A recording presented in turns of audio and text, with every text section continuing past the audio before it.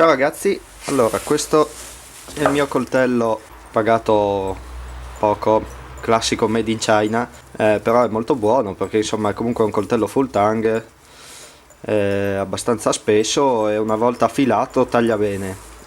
Fino a poco fa la sua impugnatura era formata da un filo di paracord che avevo legato io quando l'ho comprato, solo che non mi andava molto bene. L'ho provato un paio di volte, ma nonostante io non abbia delle mani grandi, quando lo usavo magari per creare dei feather sticks o per tagliare, insomma non andava tanto bene. Ho notato che mi serviva un'impugnatura un po' più grossa, quindi ho pensato di provare a costruire un paio di guancette in legno.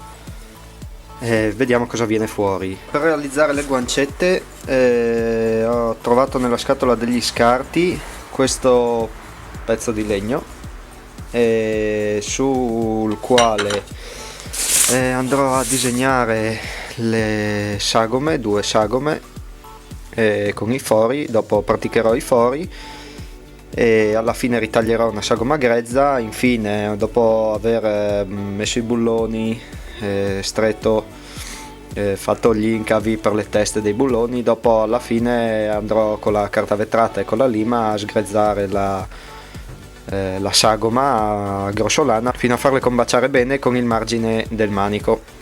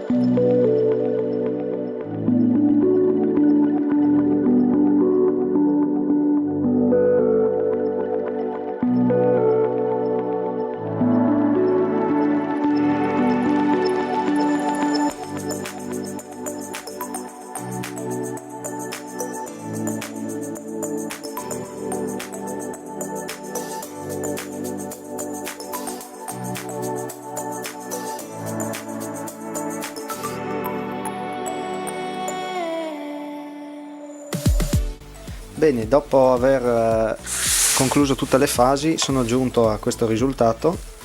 Queste sono le due guancette, ho smussato gli angoli, ho ridotto un po' lo spessore e adesso utilizzerò una colla poliuretanica e un paio di viti da mobilia per fissare le guancette al coltello.